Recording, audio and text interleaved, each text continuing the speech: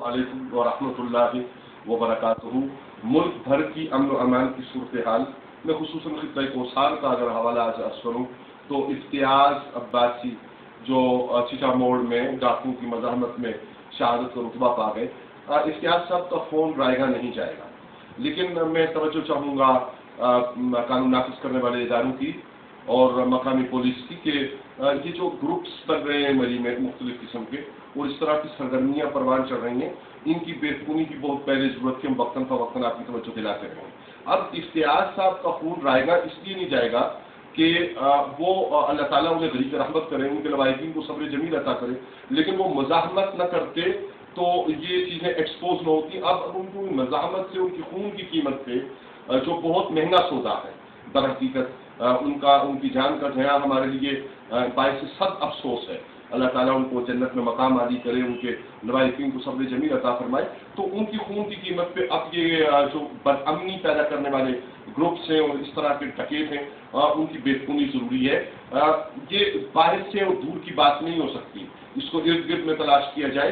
जो हमारा माहौल है, जो हमारा कल्चर है, उसमें कहीं दूर से आके तो इस तरह की सरगर्मी मुमकिन नहीं है। इसी तरह हमारे सहाफ़ी दोस्त अतीक अब्बासी साहब कुछ उमूर पे काम कर रहे हैं, तहकीकाती रिपोर्ट्स बना रहे हैं। तो जहाँ तक मेरी मालूमात है, देखिए पॉलिटिकल विजन के तौर पे ये बड़ा मुश्किल काम होता है कि आप जो इर्द गिर्द का माहौल है उसको पसे पुश डालकर तबसरा करें, लेकिन सच्ची बात यह है कि मौजूदा असिस्टेंट कमिश्नर जाहिद हुसैन, इनसे पेशो लोगों ने भी काम किया, लेकिन ये एक अच्छा काम करना चाहते हैं।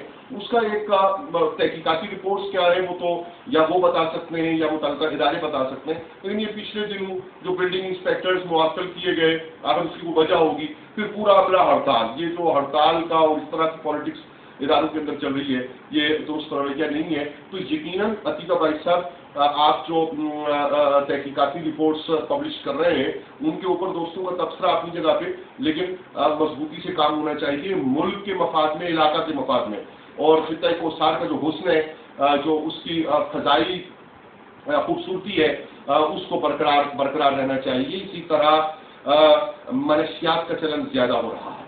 मैं कानून नाफिज करने वाले इदारों को ये बताता चलूँ और ये कहता चलूँ कि मनशियात के चलन ने तो वैसे भी हमें परेशान कर रखा है, लेकिन इन पर्टिकुलर जो मज़ारात मुक़द्दसा हैं औलिया उज़्ज़ाम के, उनकी तकदीस पामाल नहीं होनी चाहिए। बाज़ जगहों पे शिकायत है और मैं उस हवाले से आपको ये गुजारिश करूँगा कि जो छरापानी में मज़ार शरीफ है उसके हवाले से फौरी तौर पे कार्रवाई की जाए, और कोई मनशियात फरोश अगर वहाँ पे अड्डा बना रहे हैं, उन्हें अड्डा बनाया है तो उनसे माशरे को साफ किया जाए।